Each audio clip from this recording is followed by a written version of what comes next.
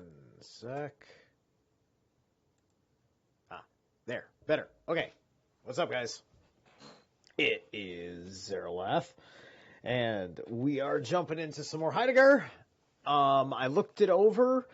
I am going to be going through about 10 to 15 pages. We'll see how I feel around 10 pages and see if I want to get those last 5 banged out, just because that's the approximate length of the various chapters that we're going through. There's a couple of shorties in here, so I feel like we're going to be able to cover a good amount of material today.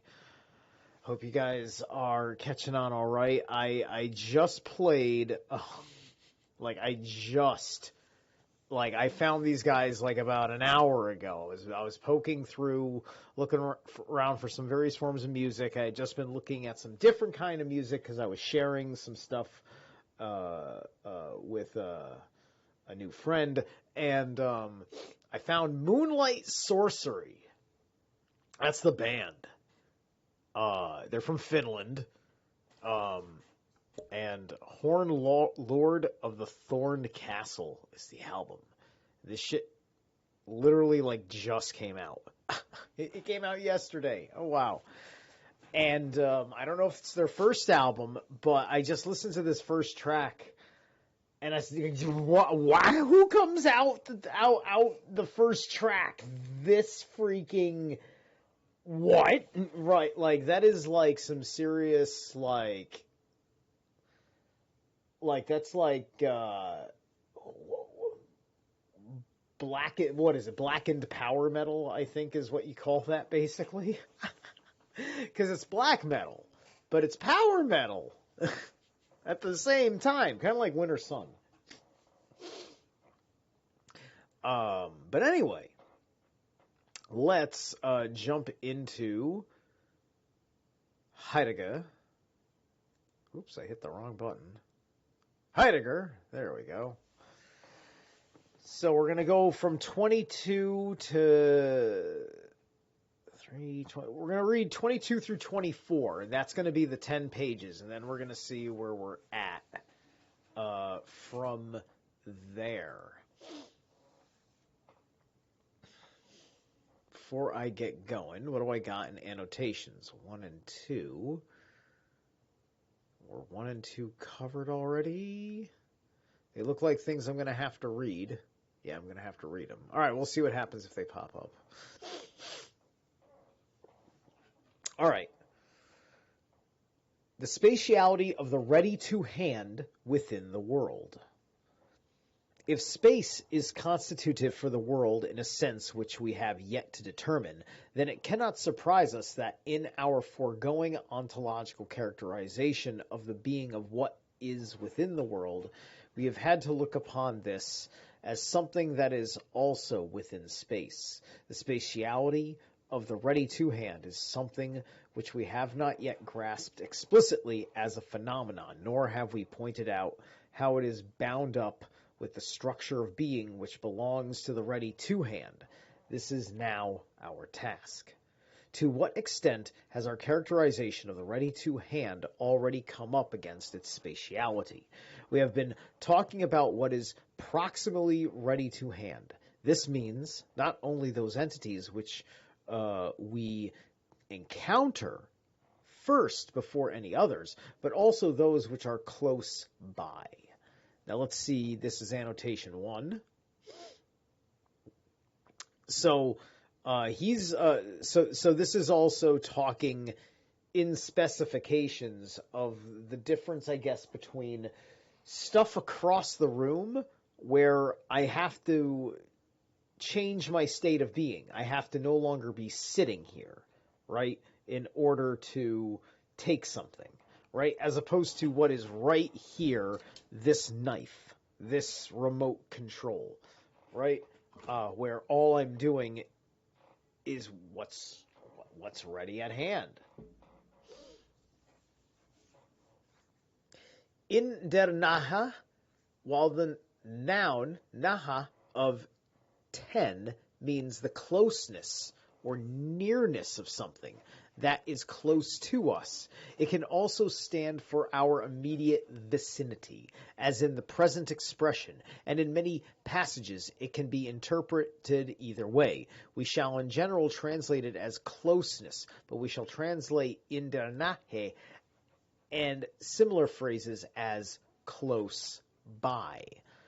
So closeness versus close by. So close by would be, like I said, if I want to go and if I want to go grab something off my shelf over there, I have to stand up. I have to change my posture. I have to move into a different position. Please hold on a moment. A different position in what I am doing.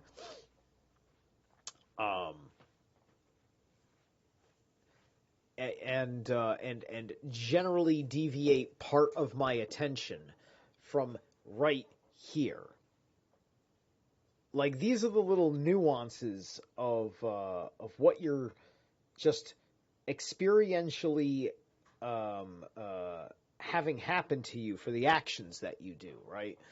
Which all of this is kind of getting into the micro management of karma, right? The karma of wiggling your finger, practically. So what is ready to hand in our everyday dealings has the character of closeness. We'll have the camera back in a minute. To be exact, this closeness of equipment has already been intimated in the term readiness to hand, which expresses the being of equipment. Every entity that is to hand has a different closeness, which is not to be ascertained by measuring distances. This closeness regulates itself in terms of circumspectively, calculative, manipulating, and using.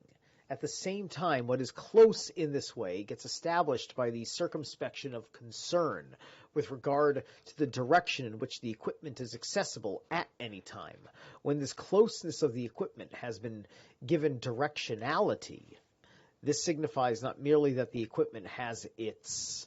Let's just get to the annotation here. Die Ausgerichtet Neha des Zegs.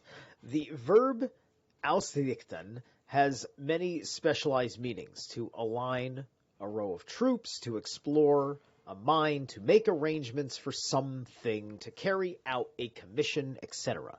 Heidegger, however, keeps its root meaning in mind and associates it with the word Richtung, direction, route, to be taken, etc. We shall accordingly translate it as a rule by some form of the verb direct, which will... Okay, yeah, no worries. Which will also be used occasionally for the verb richten, or by some compound expression involving the word directional. And then for further discussion, there's a citation for another page in the book. There we go. We're back. Okay. So anyway, this signifies not merely that the equipment has its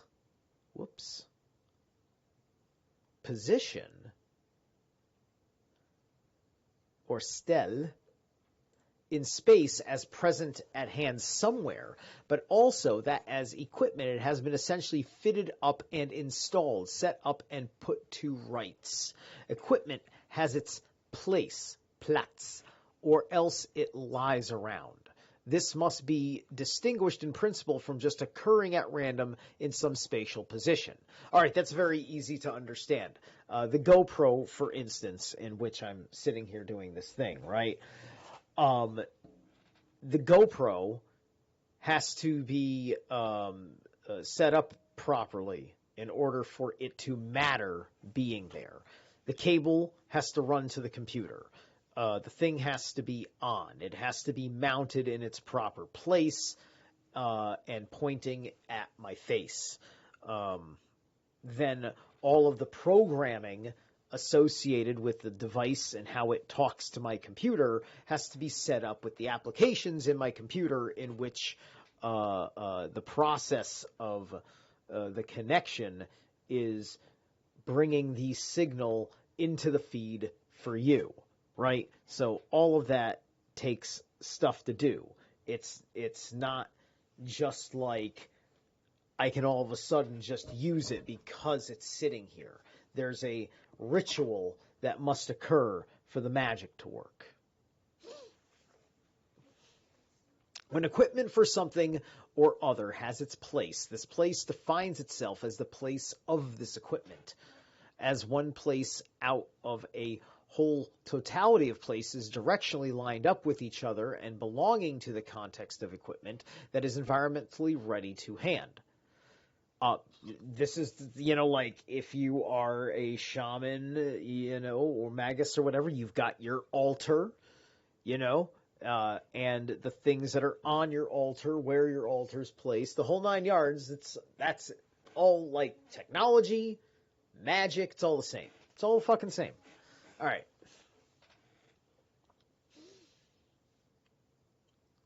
Okay. Where was I? Environmentally ready. Hold on. I know I didn't read it. When equipment for something or other has its place, I read that already, ready to hand. Such a place and such a multiplicity of places are not to be interpreted as the where of some random being present at hand of things. In each case, the place is the definite there or yonder, dort und da, or an item of equipment which belongs somewhere. It's belonging somewhere at the time die jewelig Hingehörigkeit corresponds to the equipmental character of what is ready to hand. That is, it corresponds to the belongings to Zugehörigkeit, which the ready to hand has towards a totality of equipment in accordance with its involvements. But in general, the whither to which the totality of places for a context of equipment gets allotted is the underlying condition which makes possible the belonging somewhere of an equipmental totality as something that can be placed. This whither, which makes it possible for equipment to belong somewhere and which we circumspectively keep in view ahead of us in our concernful dealings, we call the region. All right, so that's a designation of a term, region. Gejend. There is no English word for which quite corresponds to Gejend. Region and whereabouts perhaps come the closest, and we have chosen the former as the more convenient. Okay, so just know that region is, I will suggest then that it would take a deeper dive into what Gegend means, to hear more about that word, to hear that word in more subject matter that contextualizes the word, in order to at least understand it, and then remember when talking about regions of what is present at hand, or ready to hand, in this regard. So, let's finish reading that. Heidegger himself frequently uses the word region, but he does so in context where realm seems to be the most appropriate translation. See, everybody gets it. Realm, we live in a realm. We have usually so translated it, leaving the English region for Gegend, right? You have to ask yourself, considering this place a realm versus considering this place particularly a globe or particularly a flat stationary plane, which one is serving you? Which relationship with the Wereld serves you the highest, right? If you have aspirations to go to space, if you think you're going to space, or if you are completely invested in all of the things you imagine are out there, you can only rationalize it by an appropriate shape to understand that you were surrounded by outer space, right? The reason why we can't accept the flat Earth seriously is because we assume that space is real and thus it must be wrapping around us, which is one of the central thesis of every mockery of the flat Earth model. Fair game, I suppose. And at the end of the day, I'm not a flat earther. I believe in a realm for a very good reason. As I've, continually talked about the bazillions of flaws when I feel under attack for just merely stating, look, man, my observations from whom I trust properly, who have earned trust, tell me that we don't have reliable data to know what the physical, material dimensions of the place that all of humankind that we know of exists upon. That we have no history since what happened. That anyone has ever left this place to live somewhere where you had to transverse space to attain. There's no mythos about mortal men going to the moon. There's no mythos about mortal men stepping on the back of a dragon and flying off into space to Dragonland. There's nothing like that in any of our mythos whatsoever. Meaning humankind has never left this planet whatsoever in this continuity of the understanding of history, as well as not really seeing much evidence we've been to space in any other time in history. And so either we were really special for 30 to 40 years, or somebody made us crazy by making us believe that mankind got off this planet.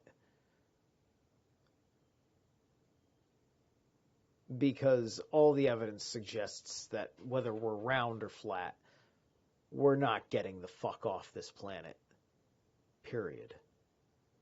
I don't know. You don't like that? You go build your own fucking rocket.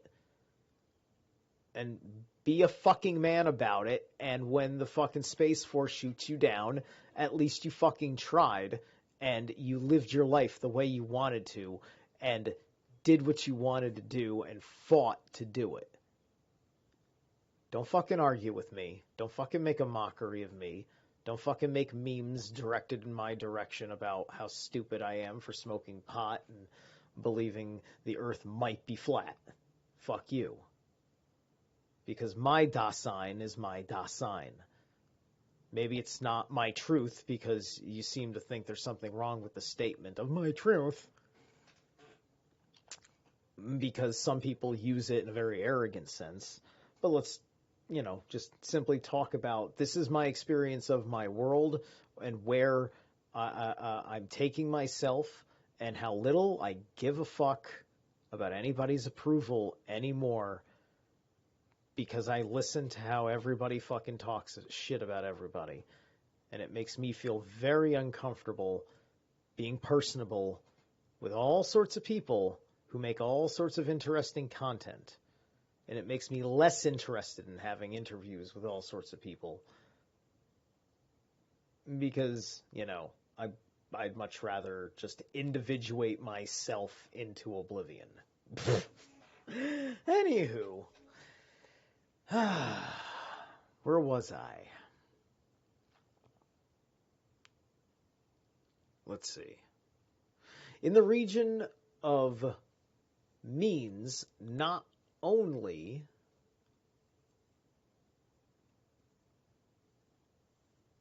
hold on a second. Did I finish reading this? I made so many stops. I'm going to make sure I read it. But he does so in context where realm seems to be more appropriate translation. We usually translate leaving.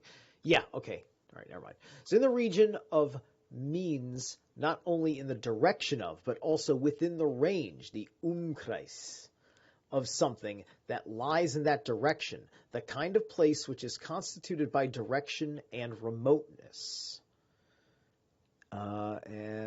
Okay, there's no definite. Okay, there's no English there. All right. And closeness is only a mode of the latter. Is already oriented towards a region and oriented within it.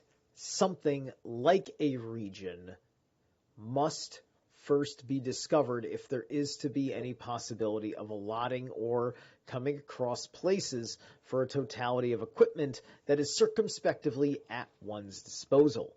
The regional orientation of the multiplicity of places belongs to the ready to hand, goes to make up the aroundness, the around about us, the das uns herum, or of those entities which we encounter as closest environmentally, a three-dimensional multiplicity of possible positions which gets filled up with things present at hand, is never proximally given.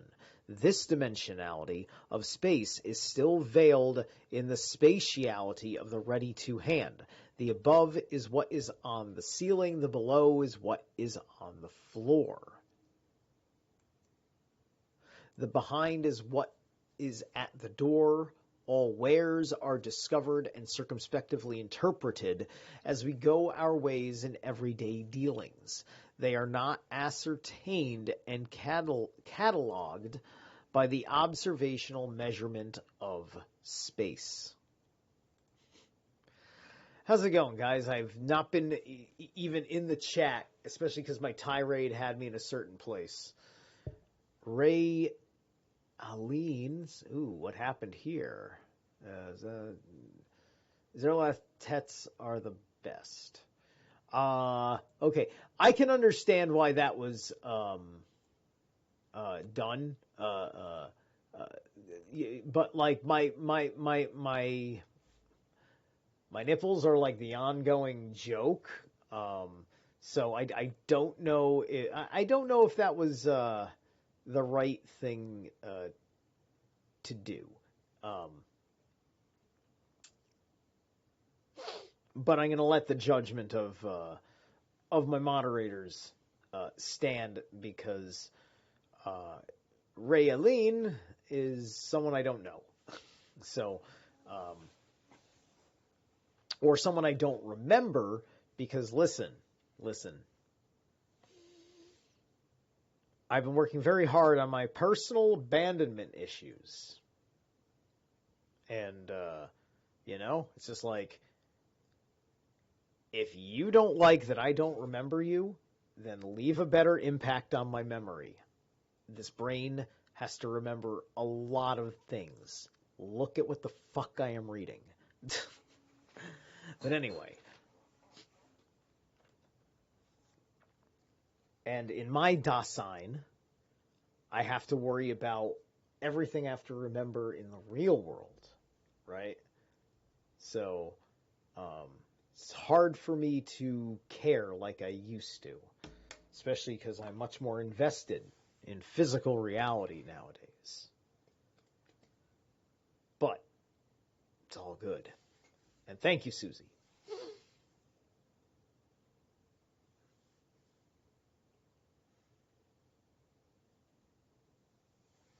That's all right. You did good. You did great, sweetheart.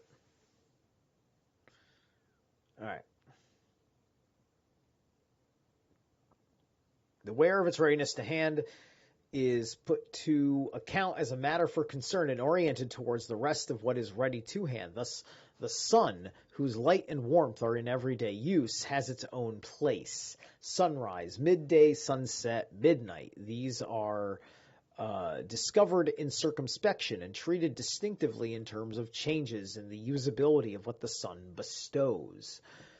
Right, this gets into the facets of sun gods within a pantheon in Egypt, right? Because Egypt was a bit ridiculous on all the sun worship, right? If things weren't the sun, later periods of Egypt, they diluted the sacred original meanings of stuff, and then everything started becoming the sun, which I think is kind of part of how Atonism became a thing. So anyway.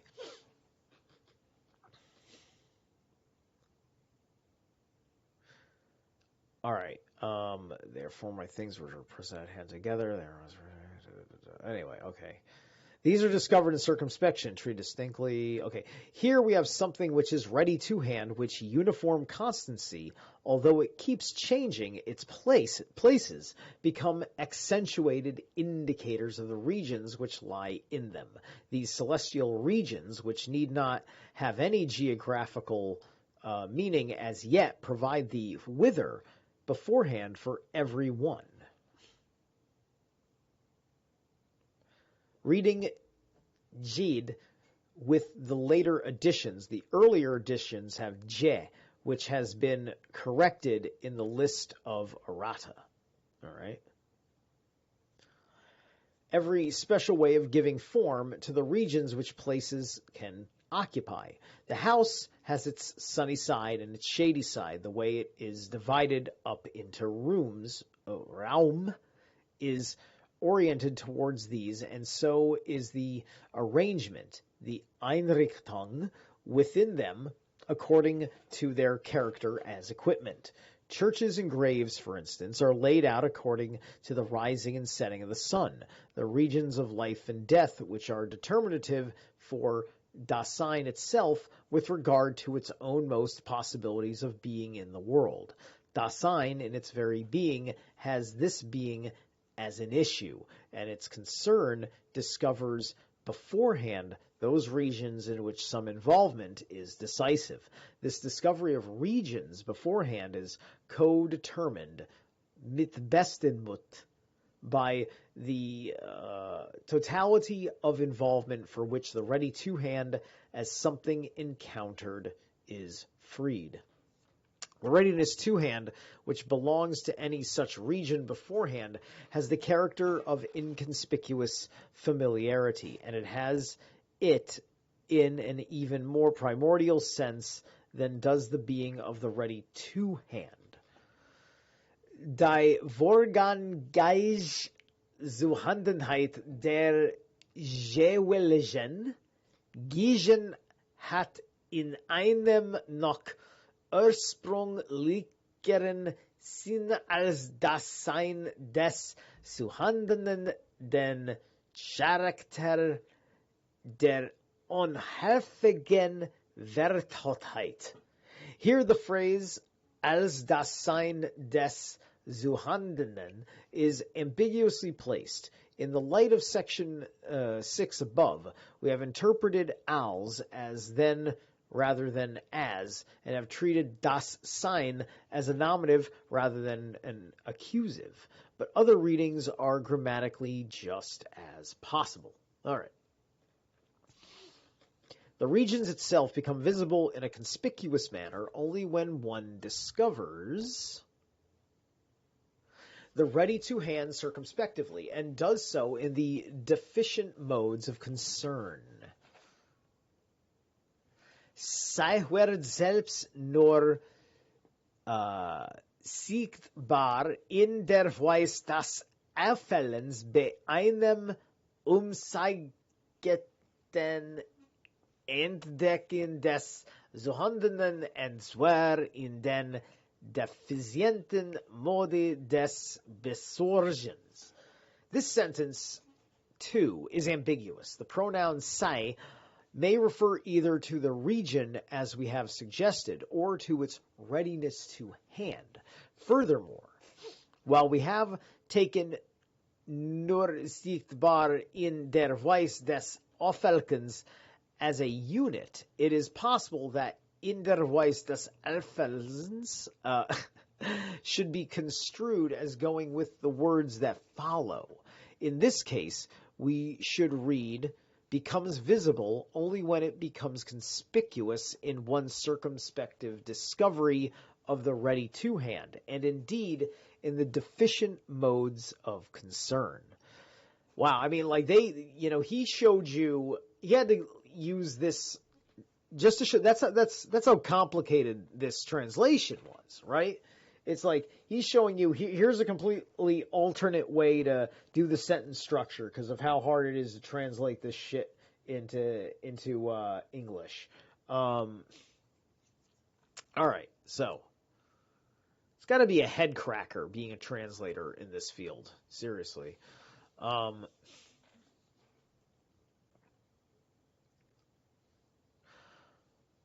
Often the region of a place does not become accessible explicitly as such a region until one fails to find something in its place. The space which is discovered in circumspective being in the world as the spatiality of the totality of equipment always belongs to entities themselves as the place of the totality. The bare space itself is still veiled over. Space has been split up into places, but this spatiality has its own unity through that totality of involvements in accordance with the world. West Massage, which belongs to the spatially ready to hand. The environment does not arrange itself in a space which has been given in advance, but its specific worldhood in its significance articulates the context of involvements which belongs to some current totality of circumspectively allotted places. The world at such a time always reveals the spatiality of the space which belongs to it. To encounter the ready-to-hand in its environment, space remains ontically possible only because Dasein itself is spatial with regard to its being in the world. All right. Let's take our first break right here. Yeah, I suppose it's okay to leave. There we go. That's where it should be. Anywho, yeah, let's take our first break right here, and we're going to listen to some more Moonlight Sorcery. Dishwashers use 80% less water than hand washing. After, of course, this nonsense. I didn't know there was going to be an ad. I didn't know there was going to be two ads. Black metal with ads, people. Come on. There we go.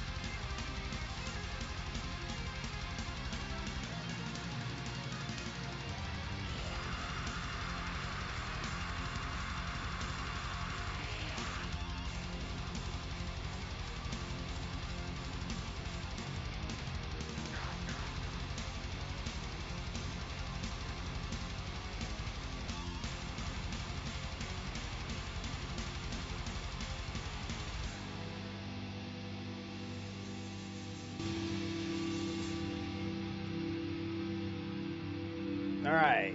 I'm, so at this point, I'm in uncharted territory with this band because all I know is the first track during the opening screen, and so like, wah. These guys might be on my list now. My list of new shit to listen to. I almost feel like Finland just spoils me. It's almost like, all right, let's listen to all sorts of awesome metal from around the world. What's this? Finland! Awesome! What's this? Oh, Finland again! Finland! Oh, of course, Finland! Damn you Finns. It's in the water. It's in the water. All right, let's get back to it. We're at part 23, the spatiality of being in the world. If we attribute spatiality to Dasein, then this being in space must manifestly be conceived in terms of the kind of being which that entity possesses. Dasein is essentially not a being present at hand, and its spatiality cannot signify anything like occurrence at a position in world space, nor can it signify being ready to hand at some place. Both of these are kinds of being which belong to entities encountered within the world. Dasein, however, is in the world in the sense that it deals with entities encountered within the world, and does so concernfully and with familiarity. So, if spatiality belongs to it in any way, that is possible only because of this being in, but its spatiality shows the character of deseverance and directionality. All right, so let's read this big long thing on deseverance and directionality, but also let me just tune in real fast. Let's see, the fish in the water and the fish. Okay. What else here? All right, cool. All right. Here we go with the German. Entfernung und Ausrichtung. The noun Entfernung and Entfernheit can usually be translated by removal, remoteness, or even distance. In this passage, however, Heidegger is calling attention to the fact that these words are derived from the stem fern, far or distant. And interesting how fern is also this kind of plant that I don't know if far or distant is necessarily a trait of it, but it's ferns grow where it is where there's lots of moisture in the air and in the ground, and under lots of shade, canopy of trees in the woods and such. That's where you'll see most of your wild ferns. And the privative prefix ent. Usually this prefix would be construed as merely intensifying the notion of separation or distance, expressed in the fern. But Heidegger chooses to construe it as more strictly privative, so that the verb entfernen will be taken to mean abolishing a distance or farness rather than enhancing it. It is as if by the very act of recognizing the remoteness of something, we have, in a sense, brought it closer and made it less remote. Apparently, there is no word in English with an etymological structure quite parallel, to that of entfernen. Perhaps desever comes the nearest, for this too is a verb of separation in which a privative prefix is used as an intensive. We have coined the similar verb deserver in the hope that this will suggest Heidegger's meaning when remove and its derivatives seem inappropriate. But with deserver, one cannot slip back and forth from one sense to another as easily as one can with entfernen. So we have resorted to the expedient of using both deserver and remove and their derivatives depending upon the sense we feel is intended. Thus, enthrenen will generally be rendered by remove or deserver, entfrent by remote or deserved. Since Heidegger is careful to distinguish entfrenung and entferntheit, we shall usually translate these by deseverance and remoteness, respectively. In the few cases where these translations do not seem appropriate, we shall subjoin the German word in brackets. All right. And this still continues. Our problem is further complicated by Heidegger's practice of occasionally putting a hyphen after the prefix ent, presumably to emphasize its privative character. In such cases, we shall write deserver or deserverance, etc. Unfortunately, however, there are typographical discrepancies between the earlier and later editions. Some of the earlier hyphens occur at the end of lines and have been either intentionally or inadvertently omitted in resetting the type. Man, wouldn't this be terrible if things like this happened to the Bible? Anyway, others have this position in both editions. We shall indicate each of these ambiguous cases with an asterisk, supplying a hyphen only if there seems to be a good reason for doing so. On Ausrichtung, see our notes on the second page, 135, H 102 above. Okay. But no, seriously. The Bible doesn't fucking do this. You don't get Hebrew annotations anywhere.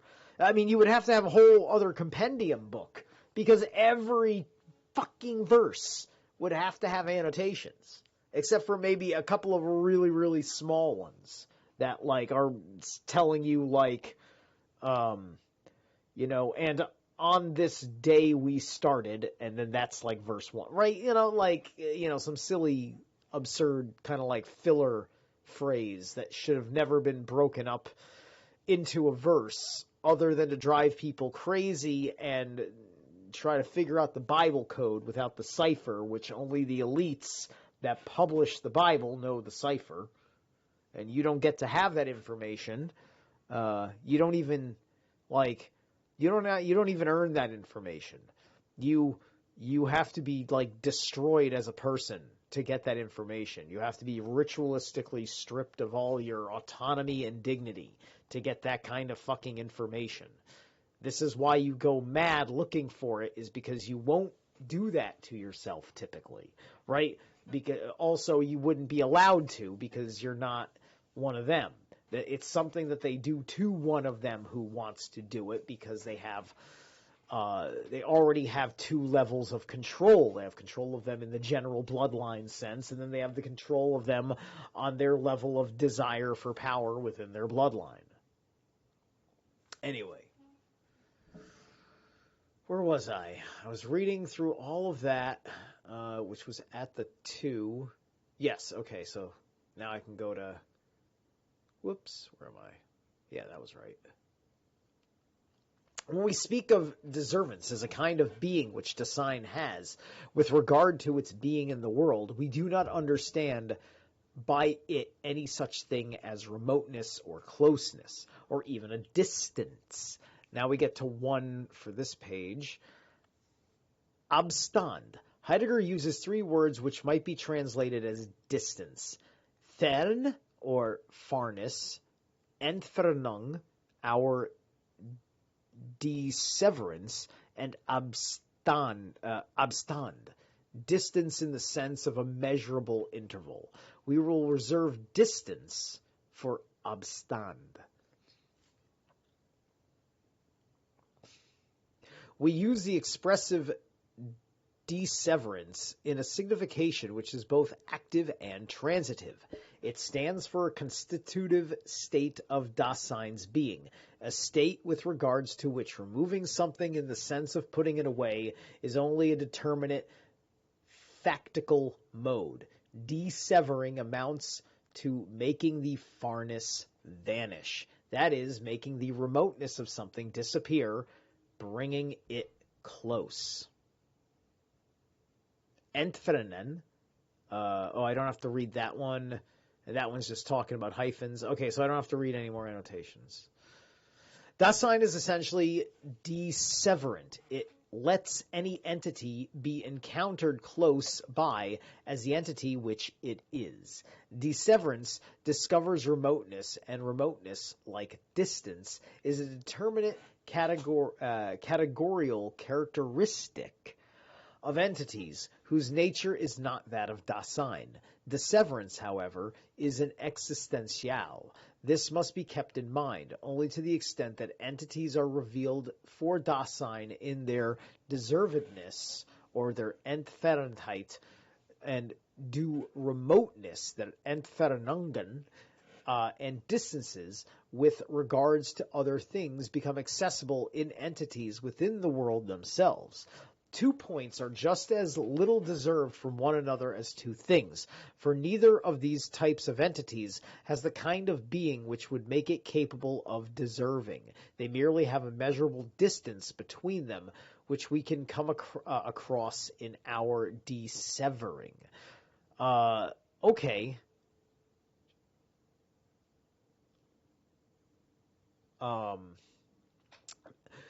That's interesting, right? So he's kind of talking about certain distinctions about things that are not Dasein because they are basically too far away to be a part of the Dasein, right?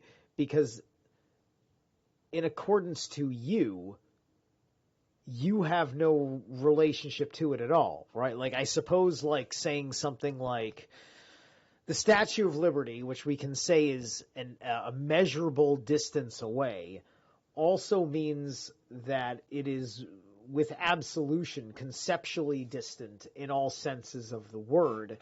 There's nothing I can do in it, use it. I can't go to it within a moment. I would have to spend a lot of time shifting through the world in time over distances to be there and to shift my Dasein to it. And until it is shifted to it, it is not a part of it. As opposed to, say, the very town I live in, right? Being a part of it. And all sorts of other things around me. So approximately, for the most part, dissevering is a circumspective bringing something close, by in the sense of procuring it, putting it in readiness, having it to hand. But certain ways in which entities are discovered in a purely cognitive manner also have the character of bringing them close. In Dasein there lies an essential tendency towards closeness. All the ways in which we speed things up, as we are more or less compelled to do today, push us on towards the conquest of remoteness. With the radio, for example, Dasein has so expanded its everyday environment that it has accomplished a disseverance of the world, a disseverance which in its meaning from Dasein cannot yet be visualized. Dissevering does not necessarily imply any explicit estimation of the farness of something ready to hand in relation to Dasein. Above all, remoteness never gets taken as a distance. If farness is to be estimated, this is done relative to the disseverance in which everyday Dasein maintains itself. So everyday Dasein, right? Like my everyday Dasein, I am moving between all sorts of different places across a couple of different towns. And there's a tremendous amount of things in the world and in my awareness of the world, close by or far away from all of those places that also are never anywhere close to me, never in reach, never in sight, etc., etc. If I go to the beach, I can see New York City, and that's about the most that New York City even begins to be Dasein, within Dasein, until I take a trip to the city, right? These are all the things that I can think of is kind of part of the idea here, right? I went through a lot of this thinking during some of the height of conspiracy research and me thinking about what level of threat of the government and their agents I was going to ever experience in my life. And a lot of people either grifted on that panic for fun, because you could afford to have that fun back then because everybody was asleep and just being entertained by your mad ramblings, akin to the Alex Jones attitude of things. Or you could sit there and ask yourself, what's the best thing to do with my world and my time right now as I understand the state of things? And do I have anything to really panic about this hour, this moment? And you realize no, right? It's kind of like after 9/11, like here's an example of how like they're trying to shape your world this way, right? After 9/11, they would talk to a bunch of people, and a lot of people were so panicky from the propaganda leading up to it and after it with terrorism as a subject matter, that people thought that like their local Walmart was a high terrorist target because the terrorists were after them and all their cool stuff they love at Walmart, this kind of thing, so thus believing that your things that are insignificant, right? Because people looked at the attack of World Trade Center, and because they don't know anything about global economics, they wouldn't understand why anybody would attack us. They wouldn't understand that people were ignoring all manner of crime, right? There was a great deal of crime like Iran-Contra that had levels of corruption swept under the rug to protect people over these kinds of things. And this was so serious to so many people that they had to dumb down the public in order to keep them cognitively dissonant to the idea that there was anything wrong, that the inaction to properly investigate a situation was okay. Which, of course, then after 9/11, you realize, there wasn't a proper investigation. Remember, the 9/11 Commission report had to be demanded sometime later. There was no intention of writing a report. There was no intention of doing a proper investigation of the whole mess. They were just interested in a cleanup project.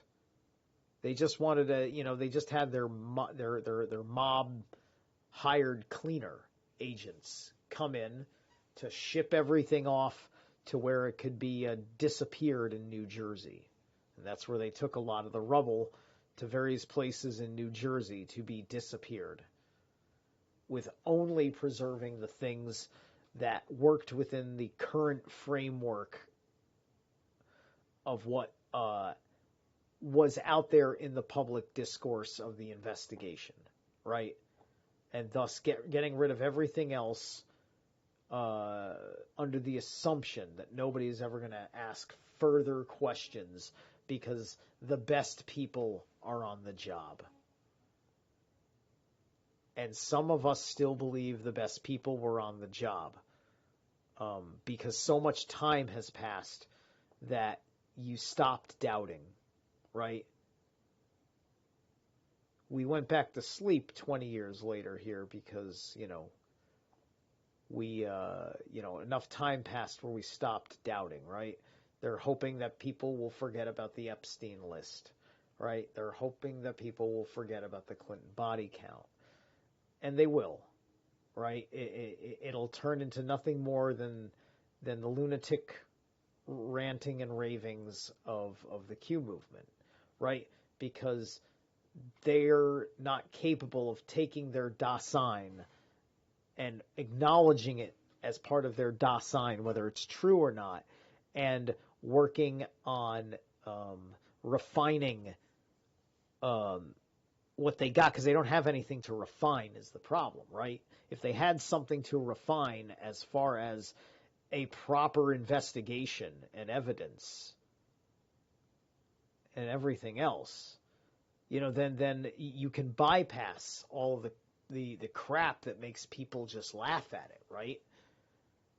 We're getting to the point now where if somebody talks about aliens, you have to take that seriously, but if somebody wants to talk about pedophiles, you laugh at it when it was the other way around. It's just like, used to be you dismiss the UFO. Now you're dismissing the pedophile, but the UFO, oh my God, yeah, UFOs, right?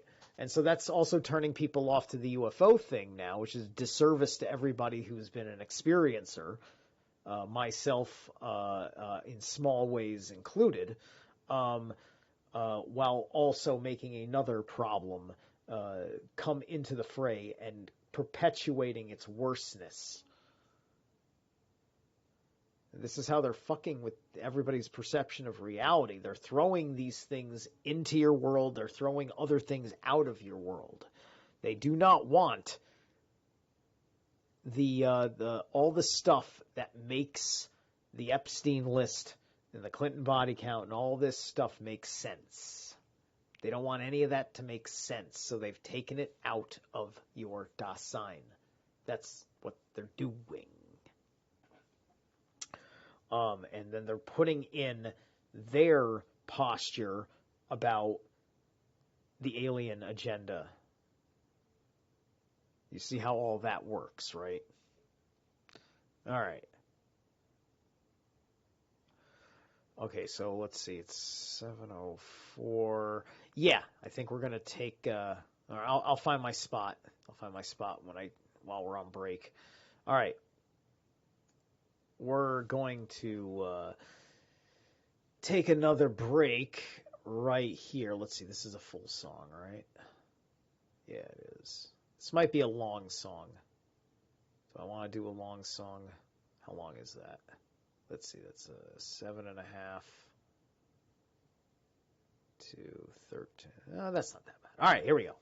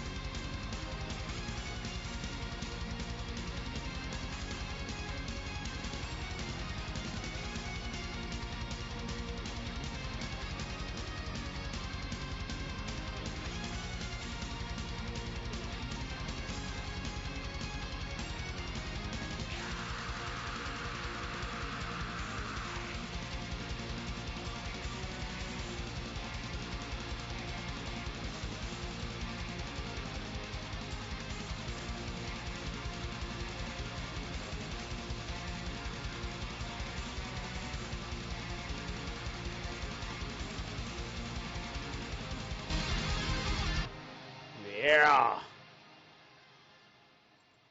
Ah, this band's ridiculous. Every time a band from Finland does a thing, it's like, I'm like, fuck you, I wanted to do that. This band is one of those bands where I just say, fuck you, that should have been me. I should have made this album, right? But, do I play that well? I don't know anymore. I seem to play better when I'm actually playing with people. Like, sometimes there's a lot of shit that I record that will be left on the cutting room floor, right? This is why I only have 2 uploads on Zerilath Shreds, which, by the way, I'll let you guys know, I have a second channel called Zerilath Shreds, and that's just me and music. The subject matter is going to be the same within the music, but it's music. It's not doing what this is doing. It will be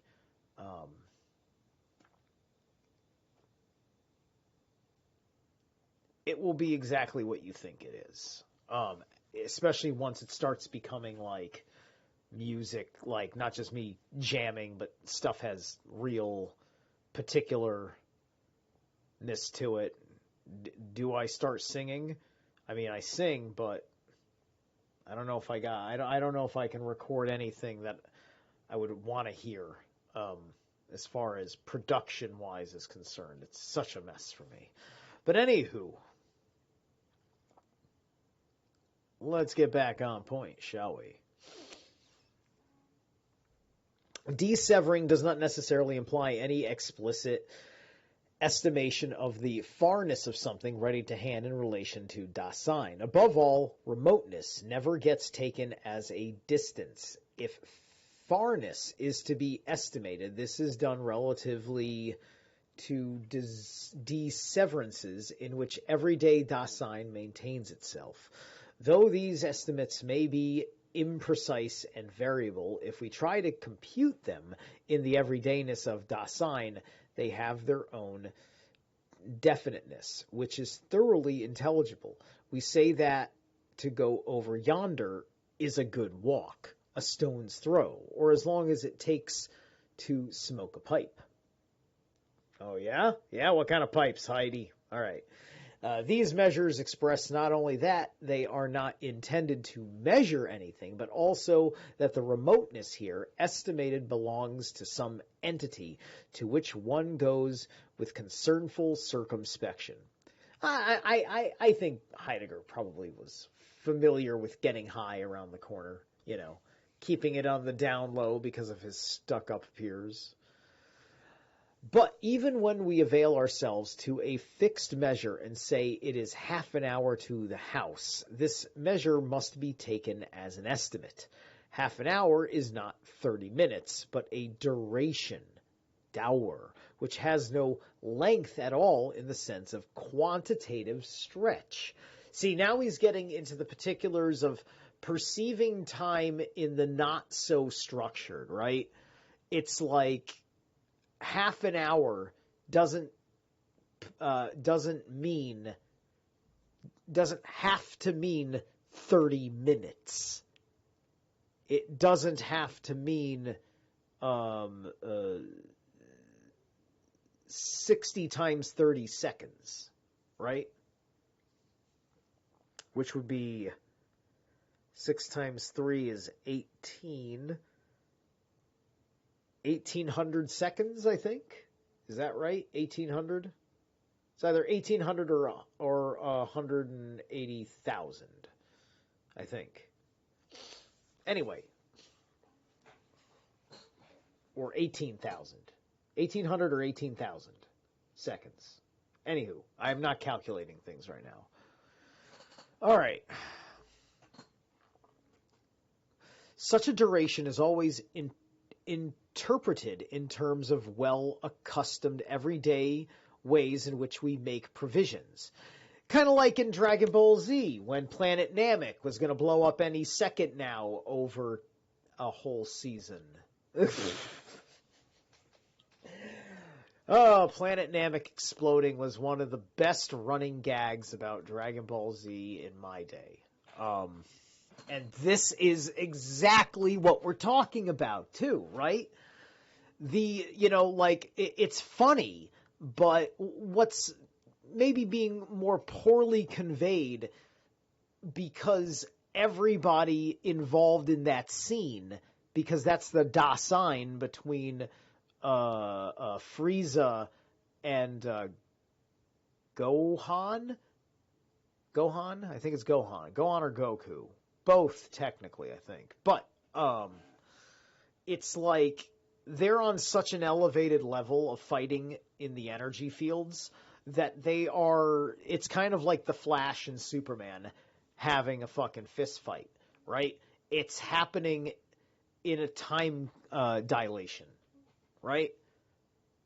It's happening in a time dilation, and it's just also the show is trying to keep all the characters not involved in the time dilation there having like something to do or whatever. These are the various choices that was going on with the show, right? But the rationalized stretch of the imagination is that they were in a form of compressed time, and what you're doing is you're watching that fight in slow motion, which is actually normal motion because it's happening so fast. And even when they're just standing there having a conversation, even that conversation, while they're regrouping their strength or whatever, those moments, right? Even those conversations are happening in this time dilation, right? And so that's a different experience of the concept of a half an hour. It's a half an hour that lasts forever, right? All right. So such ways we make provisions, or the Bersorgungen, remotenesses, are estimated proximally by circumspection, even when one is quite familiar with officially calculated measures. Since what is desevered in such estimates is ready to hand, it retains its character as specifically within the world. This even implies that the pathways we take towards desevered entities in the course of our dealings will vary in their length from day to day. Right. So when I went and I hit the bag today. I recorded it, and I'm going to get it edited and thrown up on the channel and all that stuff. But my punching bag wasn't ready to hand. The bag itself was sitting in the corner back there, right? And so that was ready to hand, but it wasn't set up like when I was talking about the GoPro earlier. And the setup has to be, because this is not the proper Dasein. I have to shift my Dasein to my backyard, where it is proper to use the bag. Right? And then I have to go through that process. The Raido rune comes to mind, because I have to take a trip. I have to carry my big-ass bag, and then I have to take that bag from here on a journey to over there to be established and to be ready at hand to be attacked by my arms and legs. Hey, what's up, Tony Stewart? Okay, where am I at? Okay, calculated measures. Since what is desevered in such estimates is ready to hand, it retains characters as specifically within the world. This even implies that the pathways we take towards desevered entities in the course of our dealings will vary in their length from day to day. What is ready to hand in the environment is certainly not present at hand for an eternal observer exempt from Dasein, but it is encountered in Dasein circumspectively concernful everydayness. As Dasein goes along its ways, it does not measure off a stretch of space as a corporeal thing which is present at hand. It does not devour the kilometers, bringing close or disseverance is always a kind of concernful being towards what is brought close and dissevered. A pathway which is long, objectively, can be much shorter than one which is objectively shorter still, but which is perhaps hard-going and comes before us. Hold on a sec. Vorkommt, vorkommen. In general, vorkommen may be translated as occur, and is to be thought of as applicable strictly to the present at hand. In this passage, however, it is applied to the ready-to-hand, and a translation which calls attention to its etymological structure seems to be called for. As interminably long, yet only in thus coming before us is the current world authentically ready to hand. The objective distance of things present at hand do not coincide with the remoteness and closeness of what is ready to hand within the world. Though we may know these distances exactly, this knowledge still remains blind. It does not have the function of discovering the environment circumspectively and bringing it close. This knowledge is used only in and for a concernful being which does not measure stretches, a being towards the world that matters to one. Sein zu der einen angehenden Welt. See, yeah. What I'm thinking is, it's like, for instance, in the original Thor movie, Thor loses his hammer in that movie, right? And if you are actually well versed in the Eddas, you know that the concept of that scene, of that situation, if you will, that the movie kind of revolves around, is straight out of the Eddas. Where Utgard, I think it's Utgard Loki, has the hammer, and I believe Utgard Loki wanted to marry Sif, so Thor had to. It was either Sif or Freya, so Thor had to dress up and imitate the goddess to get in, right? And so. There was a certain amount of time and a certain amount of things he had to do to make to get to his hammer to be ready to hand, right? It's barely present at hand, right? In the movie, he has to break into a whole semi-permanent facility that was constructed around the hammer because they couldn't bring it to a secure lab, so they built a secure lab around the hammer, right?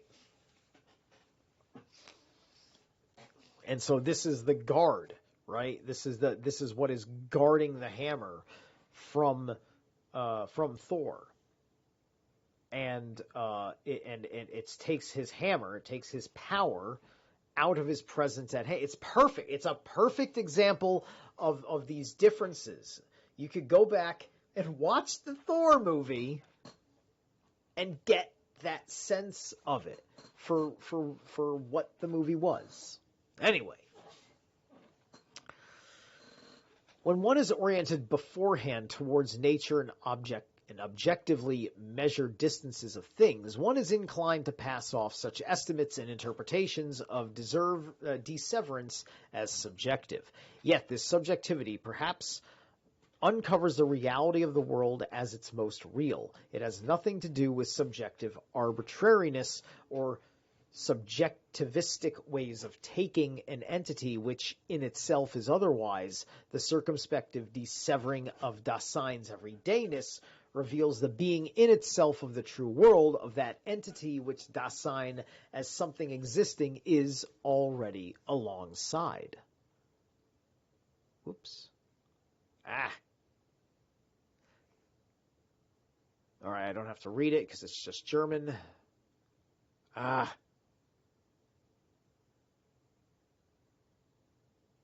Okay. Okay, there we go.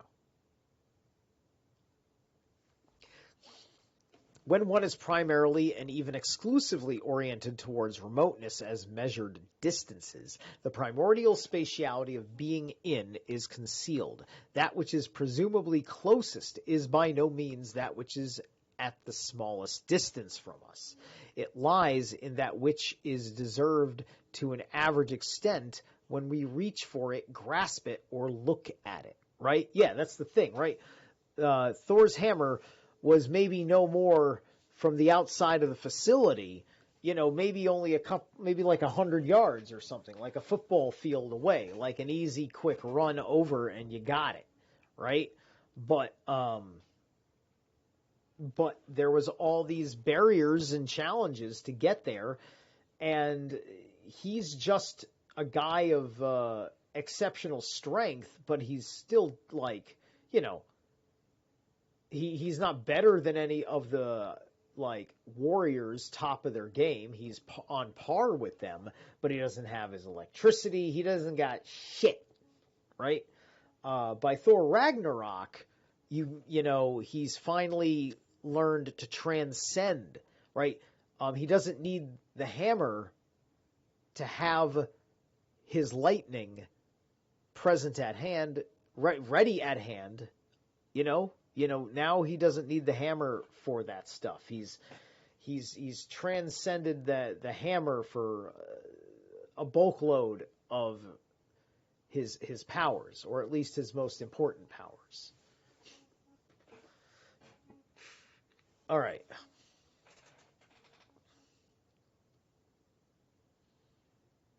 So where are we at here? Which presumably is closest to form us. It lies in which is deserved to an average extent, which we reach for, grasp it. Yeah, okay, I just read that. Because Dasein is essentially spatial in the way of disseverance, its dealings always keep within an environment, which is dissevered from it with a certain leeway, or spiaram. Accordingly, our seeing, hearing always go proximally beyond what is distantly closest. Seeing and hearing are distance senses, or fernsin, not because they are far-reaching, but because it is in them that Dasein as disseverant mainly dwells. Right, so now he's getting to the point of Dasein as a disseverant, Dasein as in about the things beyond reach. The eyes and the ears are where that Dasein is. Now that's getting quite to the most specific of points. That sounds exactly right according to the construction of his argument, this entire book, right? And of course, this is about a particular part of Dasein, not all of Dasein. This is the disseverant part of Dasein, right? So, that gets to the point of, like I said, I'm standing here, right? I might hear a cricket. That cricket is outside my door, but it doesn't matter. I can't see it. I can hear it. But I don't know if it's like a loud-ass cricket that's across the fucking parking lot, or the driveway, rather, or if it's just outside the door, right? And then there's the door. I can't do a damn thing with the door right here. I would have to put the effort into going to the door to do something with the door, to check about the cricket that I heard, right? And at that point, I'm bringing my ear closer to it, so in hopes that my eyes can connect with what my ears are telling me informationally, etc., right?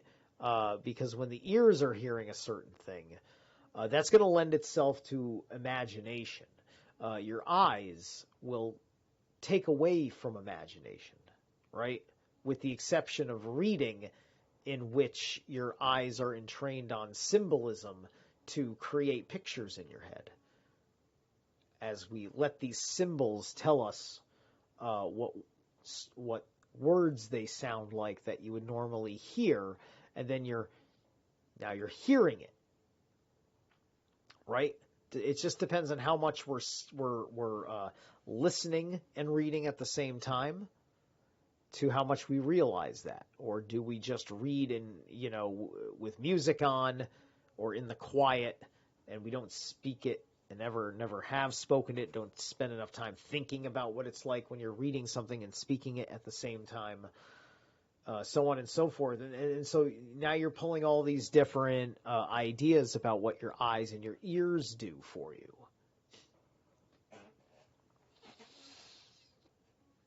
Okay, where are we?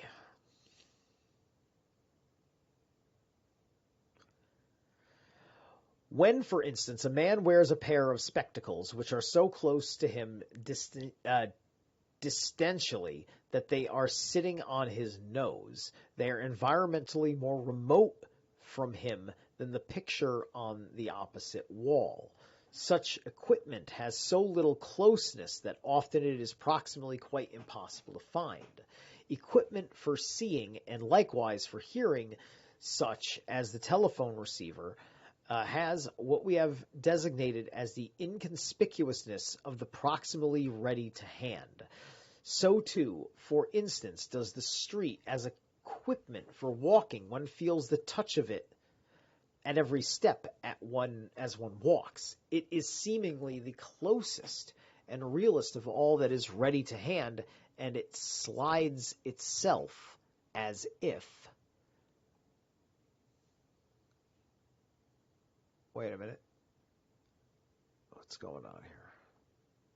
And it slides itself as it were along certain portions of one's body, the soles of one's feet, and yet it is farther remote than the acquaintance whom one encounters on the street at a remoteness, an Entfernung, of 20 paces when one is taking such a walk.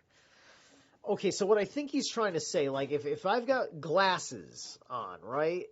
I think what he's saying is because I got to use my eyes to see, and I'm not even going to be able to see anything that I can see without what those lenses are in front of my eyes, that they don't count as something I can see because it is a device that is my field of vision, right?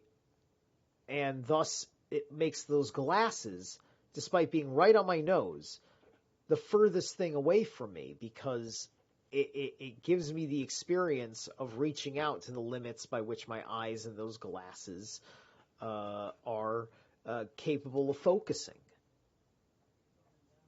All right. Yep. And so thus the same thing with walking on the sidewalk with your feet and such. It's that the happeningness of it, especially because it's happening underfoot, right? It's just very incorporated and fixed into your experientiality in general, that you wouldn't even be able to have experience if those things weren't there. Thus, they only count as the furthest thing away from you, because it would have to be the last thing you would take out of experientiality after everything else. So somebody further away is the closer thing in your experience of Dasein. I'm pretty sure that's what he's trying to say. But we'll see if my interpretation makes sense as we continue to read.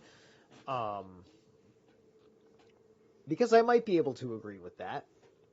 But then he might be explaining it better as we continue.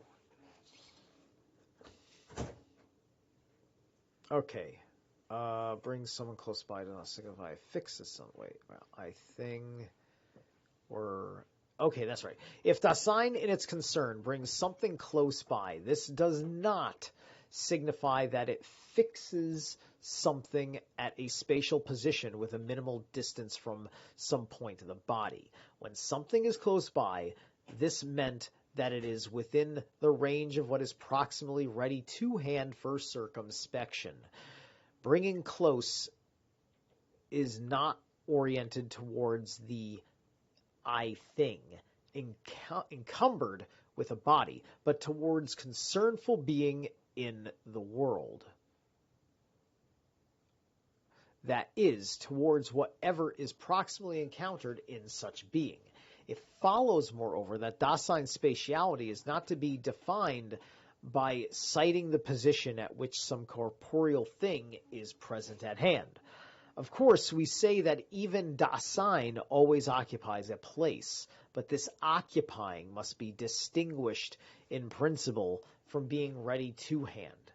At a place in some particular region, occupying a place must be conceived as a deserving of the environmentally ready to hand into a region which has been circumspectively discovered in advance. Dasein understands its here, or higher, in terms of its environmental yonder. The here does not mean the where of something present at hand, but rather the where at, wobe, of a deseverant being alongside. Together with this deseverance, Dasein, in accordance with its spatiality, is proximately never here, but yonder. From this yonder, it comes back to its here, and it comes back to its here only in the way in which it interprets its concernful being towards in terms of what is ready to hand yonder. This becomes quite plain if we consider a certain phenomenal peculiarity of the deseverance structure of being in. All right. As being in the world, Dasein maintains itself essentially in a desevering. This deseverance, the farness of the ready-to-hand from Dasein itself, is something that Dasein can never cross over. Of course, the remoteness of something ready to hand from Dasein can show up as a distance from it. If this remoteness is determined by a relation to something which gets thought of as present at hand at the place Dasein has formerly occupied, Dasein can subsequently traverse the between of this distance, but only in such a way that the distance itself becomes one which has been deserved. So little has Dasein crossed over its deseverance that it has rather taken it along with it and keeps doing so constantly, for Dasein is essentially deseverance. That is, it is spatial.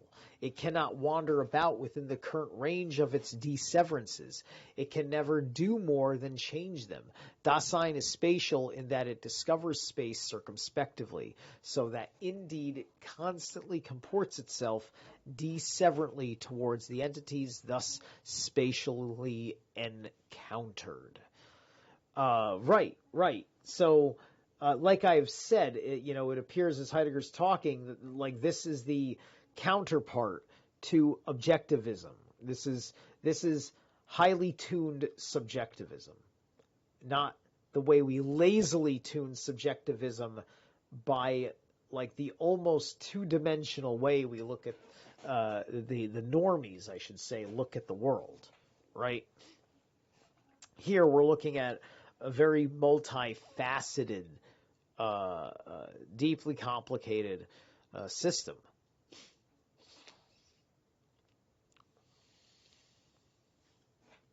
Give me 1 second here. Right. All right.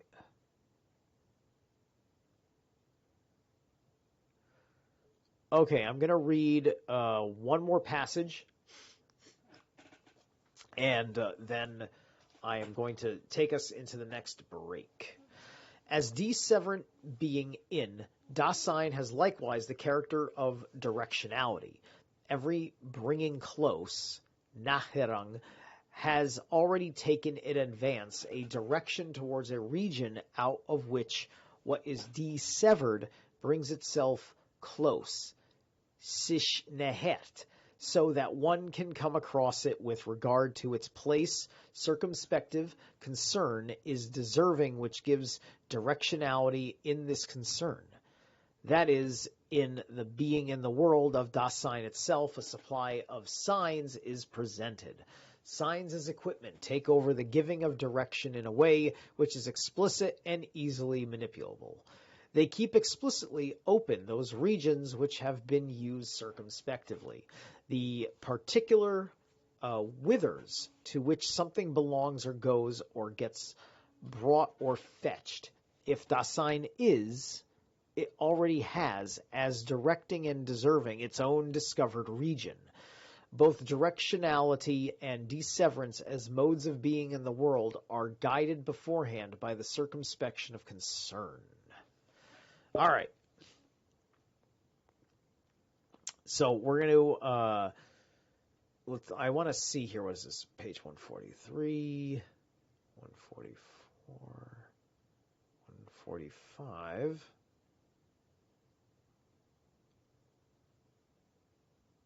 Could have sworn. Hold on a second. Oh, okay, it's right there, 145. Yeah. All right. So we're going to take a break, and then we're going to read the last 2 pages in the final segment.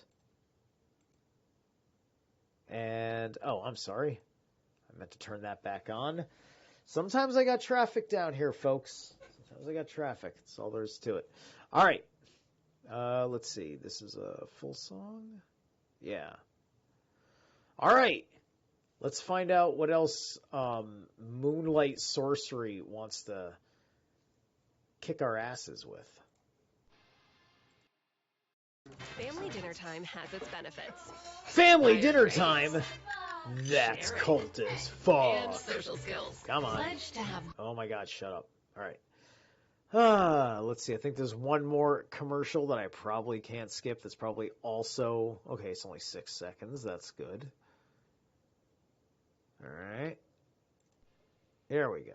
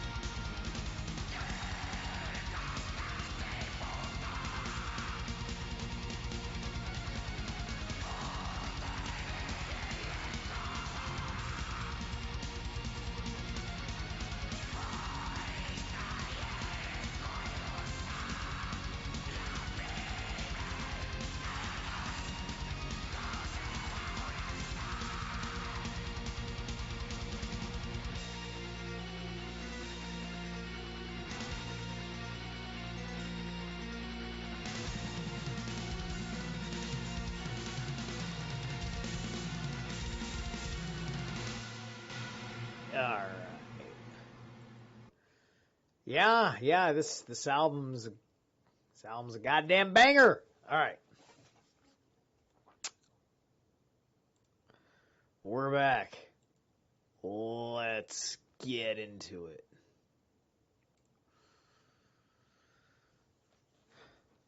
Let's see. Hold on, I said I'd read this, right?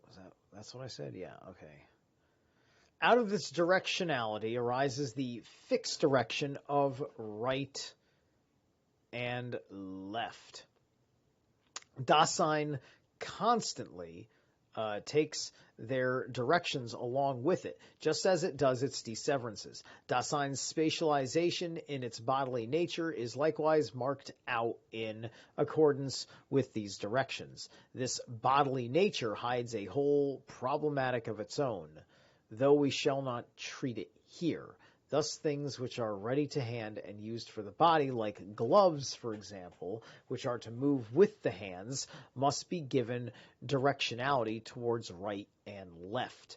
A craftsman's tools, however, which are held in the hand and are moved with it, do not share the hand's specifically manual, handlich, movement. So although hammers are handled just as much with the hand as gloves, there are no right or left-handed hammers. Yeah, pretty much. They're just, they're made for both hands, right? You know, you can just switch it around, especially like it's like as a lefty, right? I'm primarily going to be holding it in my left hand, right? But the hammer, because the nature of a job, you could be hammering things at odd angles. You're consistently using both hands to do hammering operations, right? So they just make hammers ambidextrous. A lot of tools are made merely ambidextrous.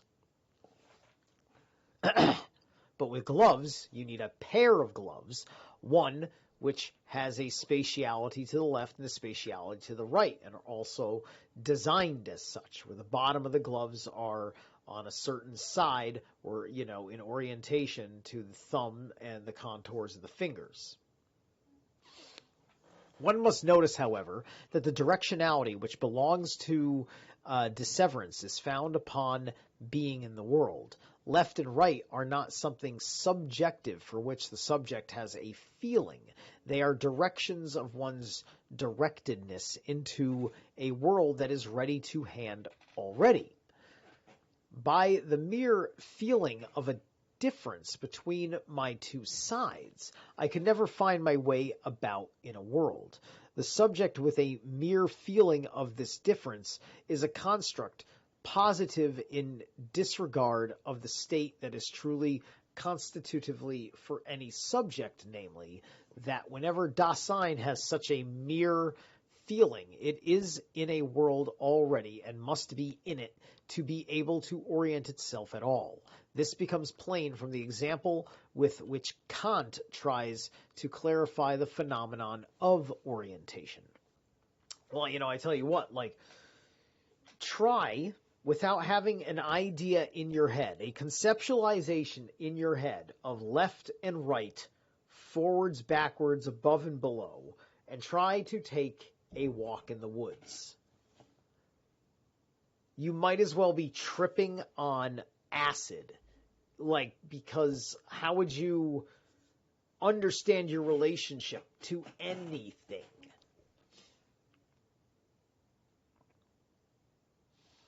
Suppose I step into a room which is familiar to me but dark, and which has been rearranged, or umgeräumt.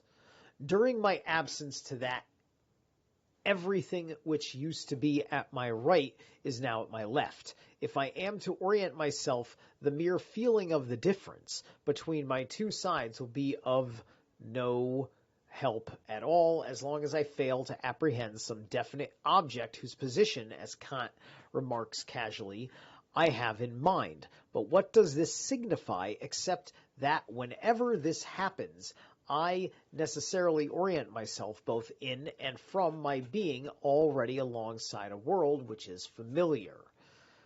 Let's see, that's an annotation.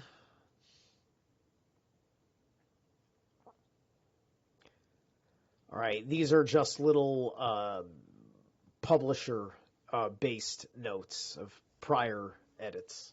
All right. The equipment context of a world must have been presented to Dasein. That I am already in a world is no less constitutive for the possibility of orientation than is the feeling for right and left. While this state of Dasein's being is an obvious one, we are not hereby justified in suppressing the ontological constitutive role which it plays. I'll stop right there and just say, like, imagine that, yeah, you're blind, right? Let's just say you're blind. Let's say you're blindfolded and you're ear muffed, right? You still know left and right, forwards and backwards, above and below. You still have all of your basic spatial relationships as a sense, right? Often that sense is helped to us by the phenomenon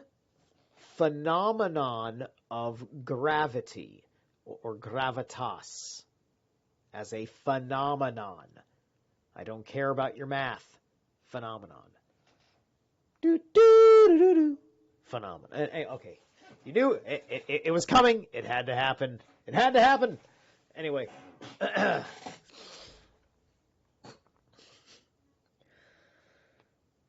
So,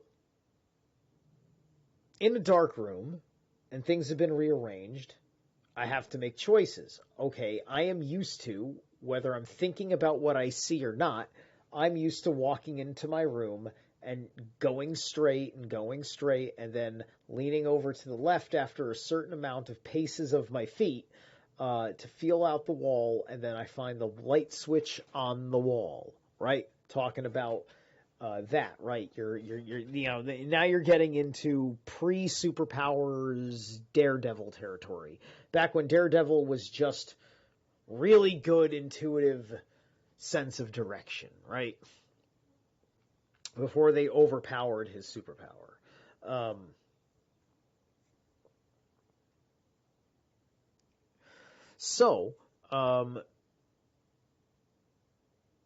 Now let's just say, because yes, this room has been rearranged, I go slowly because I don't know if the room's been rearranged.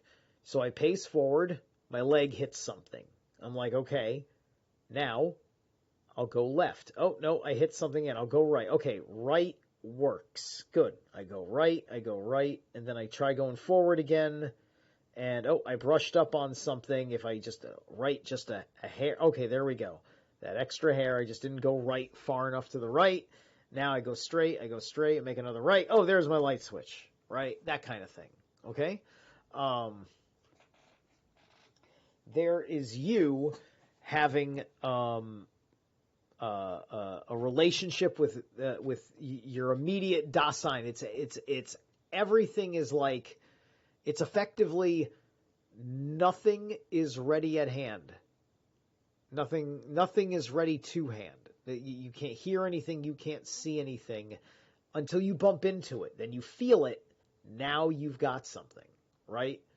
And you may have an object that is an obstacle, but you've got now something to give you an idea of your world, which it feels like there's nothing. It's so dark that it feels like there's nothing. And yet you can't risk that because you might be knocking over a vase. You might be walking into a mirror. You know, you might be banging your head against a low beam. There's all sorts of things that go wrong. And your Dasein is so limited that, like, because you can't see shit, like, you have to feel it out and guess and hope that you're using the right thing ready to hand and can stick it in the right direction, and etc. Cubstar, you're new. I think maybe our right-left hemispheres of our brain give us a preferred bias to which becomes our leading edge. This complements our sense of gravity and gives us these 6 directions internally. Maybe our brain give us preferred bias. Something to that effect, right? A tremendous amount of everything I am picking up with Dasein is very left-brained, really, right? Even though you don't have all these measurements going on and stuff, right? This is all about,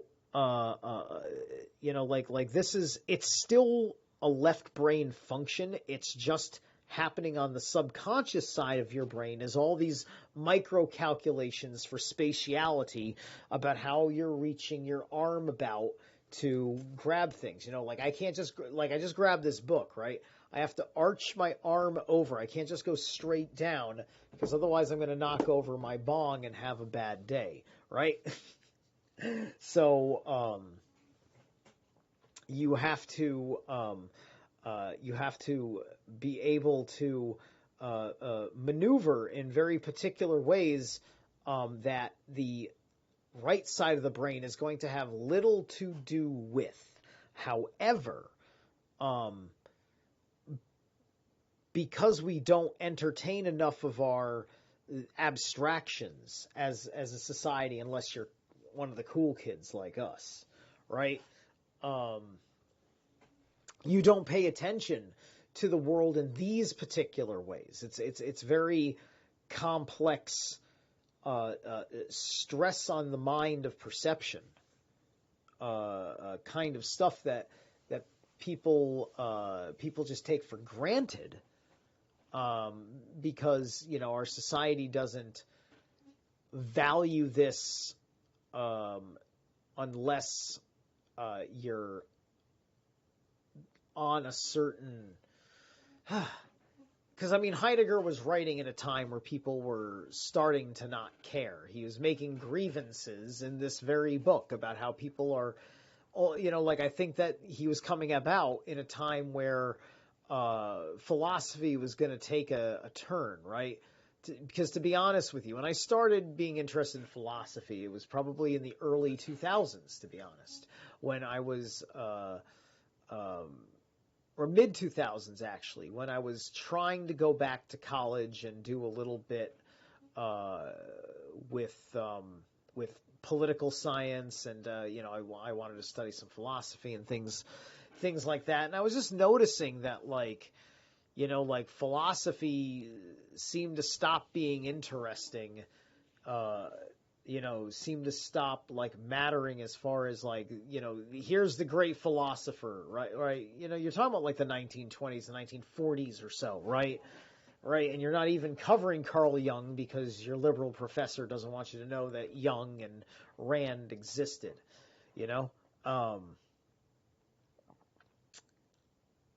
So you've got this period of time after the 1950s where I think we kind of stopped having prolific philosophers around the world, it would seem, right? Or there's prolific philosophers because I don't believe that stopped as a passion, right? But their publications they don't get well circulated, right? People complain about shadow banning, throttling your algorithm or whatever, and all that's true. And it's always been happening, right? Me and my friends here, they I may be long dead by the time anybody looks back at anything Steve Zerilath said that was profound and values it, right? Like Tesla. Tesla may not have been wealthy at the end, but if people had taken care of things, he at least would have been loved at the end. It wouldn't look so malnourished and stuff. It's just the man obviously got separated from people that supported him and cared about him, right? So he went into a little bit of isolation madness. Being all tuned in with his, I think like Mike Tyson, he was like a pigeon guy, right? Like Mike Tyson and Tesla. It's all about the pigeons. Anyway, Mike Tyson's 5'10". I thought Mike Tyson was 5'6". People kept, my buddy kept telling me that he was my height. He was mistaken, unless it was a Mandela effect. Does anybody remember Mike Tyson's height being 5'6"? I mean, granted, I don't, but maybe my friend remembered Mike Tyson's height as 5'6". And I don't think he believes in the Mandela effect. So there's that problem. But anyway. Okay, so... All right, so suppose I step into a room that's dark. I can't remark. Okay, left. I orient myself to the mere feeling of the difference between my two sides will be of no help at all as long as I fail to apprehend some definite object whose position, as Kant remarks casually, I have in mind. But what does this signify except that whenever this happens, I necessarily orient myself both in and from my being already alongside a world which is familiar. The equipment context of a world must have been presented to Dasein. That I am already in a world is no less constitutive for the possibility of orientation than is the feeling of right and left. While the state of Dasein's being is an obvious one, we are not thereby justified in suppressing the ontological constitutive role which it plays. Even Kant does not suppress it, any more than any other interpretation of Dasein. Yet the fact that this is a state of which we constantly make use does not exempt us from providing a suitable ontological explication, but rather demands one. The psychological interpretation according to which the I has something in the memory, Gedächtnis, is at bottom a way of alluding to the existentially constitutive state of being in the world. Since Kant fails to see this structure, he also fails to recognize all the interconnections which the constitution of any possible orientation implies.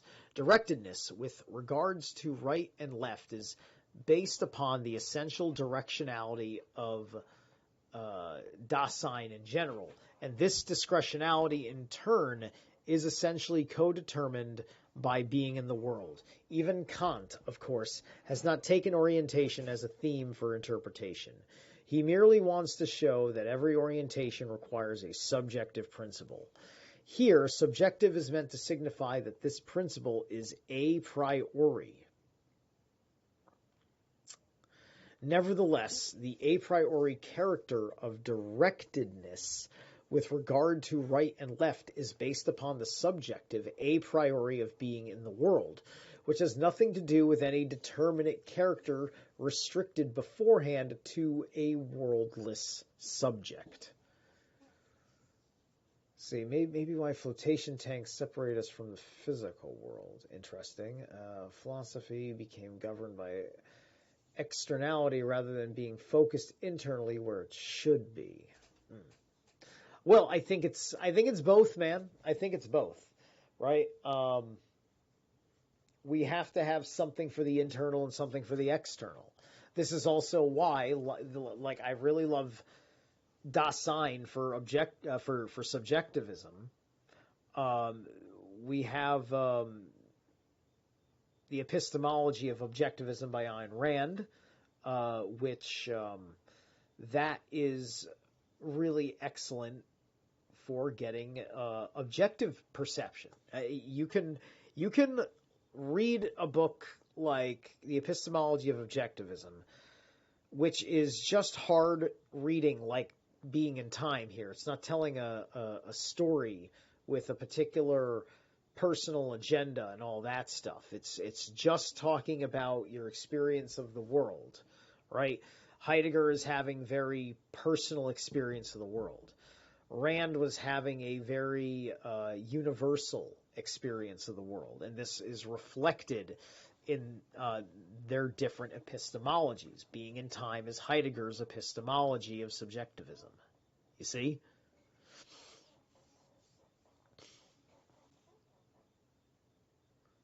Subject a priori of being in the world. So nevertheless, the a priori character of directedness, which regards to right and left, is based upon the subjective a priori of being in the world, which has nothing to do with any determinate character restricted beforehand to a worldless subject. Deseverance and directionality as constitutive characteristics of being in are determinative for Dasein's spatiality, for its being concernfully and circumspectively in space, in a space discovered and within the world. Only the explication we have just given for the spatiality of the ready-to-hand within the world and the spatiality of being in the world will provide the prerequisites for working out the phenomenon of the world's spatiality and formulating the ontological problem of space. And that's it. So we did 21, 22, and 20...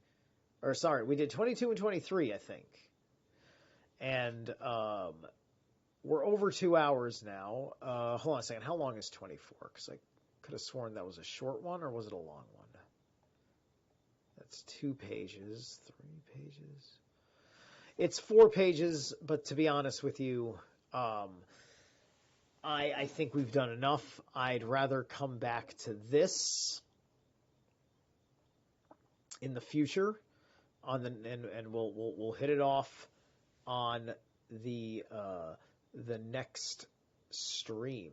So, guys, thank you so much for tuning in. Thanks for being engaged in the chat room, Cubstar. Appreciate your comments. Hope to see you in the comments section on my other videos.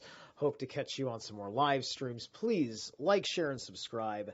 If you are interested in getting a divination reading, a fortune telling, if you will, from me using tarot cards and Norse runes, hit me up, Zerilath at yahoo.com, Zerilath at yahoo.com.